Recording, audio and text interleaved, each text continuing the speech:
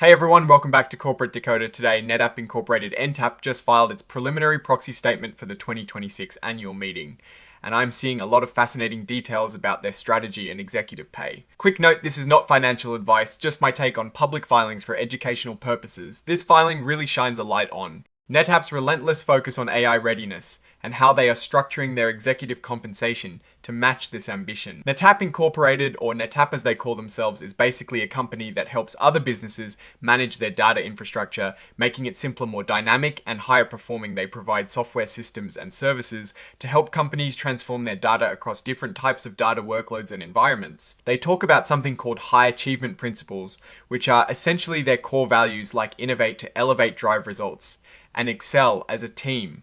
These are the guiding behaviors they want everyone in the company to follow to reach higher performance. Now let's dive into the numbers for fiscal year 2026 ending. In April 2026, NetApp pulled in $6.93 billion in net revenues. That is a 5.4% increase year over year. Their operating income was $1.67 billion, a massive 25.2% jump, and their earnings per share, or EPs, was $6.35, that is up 12% year over year.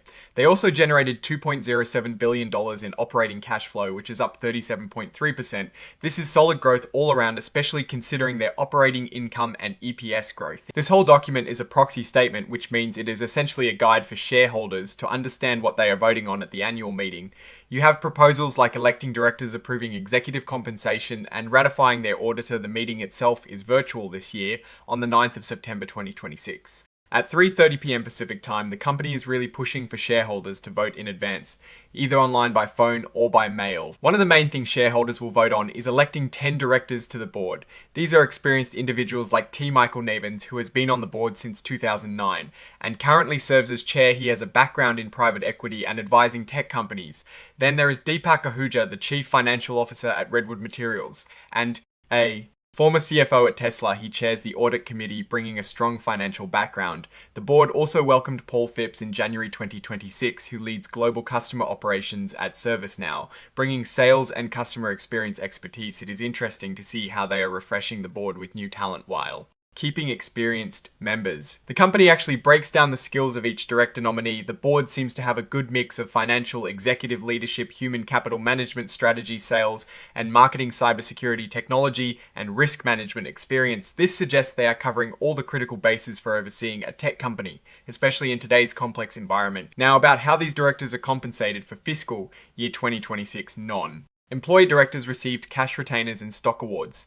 T. Michael Nevens, the chair, received $195,000 in cash and about $354,000 in stock awards, totaling over $549,000. Other directors, like Deepak Ahuja, received around $405,301. These numbers are generally aligned with market median pay for board members, but the emphasis is definitely on equity to align their interests with shareholders. This is the famous say on pay vote, where shareholders get to voice their opinion on how the company pays its top executives. NetApp is asking for your approval of the compensation that was paid to their named executive officers, or NEOs, as described in the compensation discussion.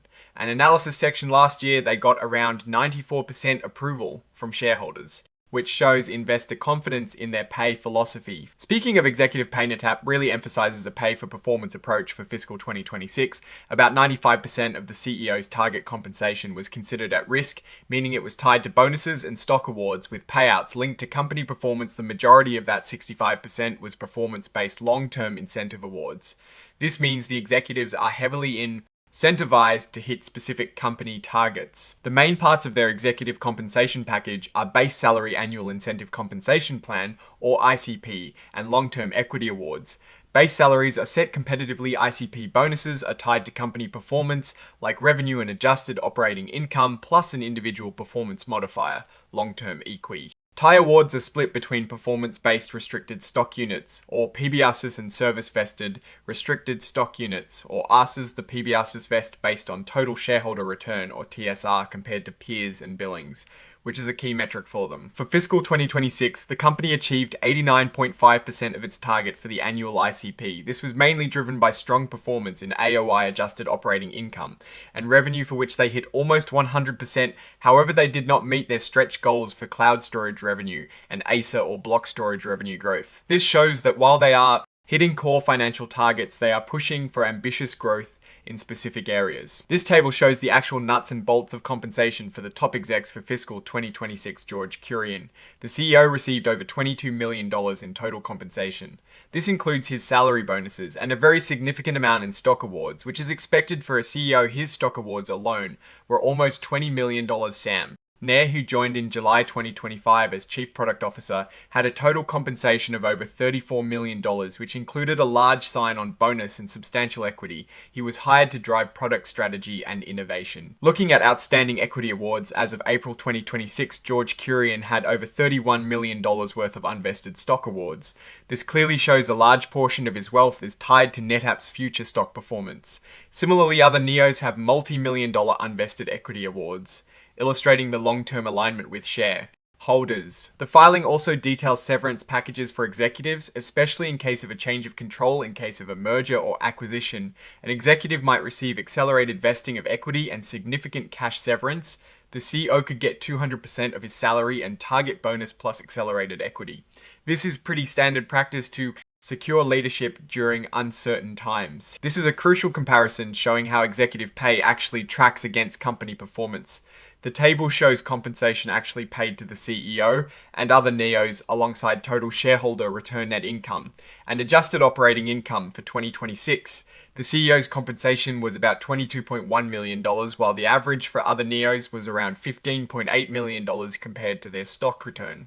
Net income, and especially their adjusted operating income, which was $1.7 billion, the pay seems to track reasonably well with strong performance metrics. Looking at who owns the company, BlackRock and Vanguard are the biggest institutional holders with over 19 million and 14 million shares respectively among management. George Kurian, the CEO, owns over 362,000 shares, which is a decent stake, showing his personal investment in the company's success. NetApp has stock ownership guidelines for its executives and directors. The CEO needs to own stock worth 6 times his base salary, while other executives need 3 times.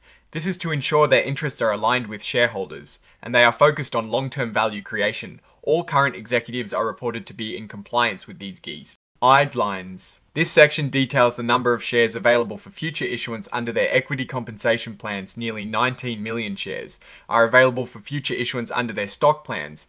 This is important for employee retention and future incentives. NetApp does have a relationship with Google Cloud, where the CEO George Kurian's brother, Thomas Kurian, is the CEO of Google Cloud. NetApp states, "These transactions are in the ordinary course of business and conducted at arm's length, so they do not consider these related person transactions. They were careful to mention this specifically. They are providing these materials because you are a shareholder and have a right to vote. There is a clear explanation on how to vote via internet, phone mail, or in person at the virtual meeting. They strongly encourage voting ahead of time. The board is not aware of any other business that will be presented at the annual meeting, but if anything substantial comes up, the proxies will be voted at their discretion." This annex shows how NetApp reconciles its GAAP numbers to non-GAAP numbers. They exclude things like amortization, stock-based compensation, and restructuring charges to show their adjusted performance for fiscal 2026. Their GAAP net income was $1.276 billion, but their non-GAAP net income was $1.635 billion. This adjustment is common, but always good to see the difference. So what is my takeaway from this really detailed filing? NetApp is clearly doubling down on AI, and they are investing heavily in their leadership and executive compensation to drive this strategy. The executive pay is significantly tied to performance metrics like revenue, adjusted operating income, TSR, and billings, which are all critical for their growth. The board composition looks solid with a good mix of skills, and they are committed to strong corporate governance and shareholder alignment. The biggest risk I see always for tech companies is staying ahead of the curve in a rapidly evolving field like AI and ensuring their product roadmap continues to meet market demands, but given their financial performance and strategic focus, they appear to be making all the right moves to capitalize on the AI boom. The research tools I use day to day are linked in the description below. They help keep this channel going. That is my take. Stay decoded. Like, comment, subscribe, and join our Discord community linked in the description.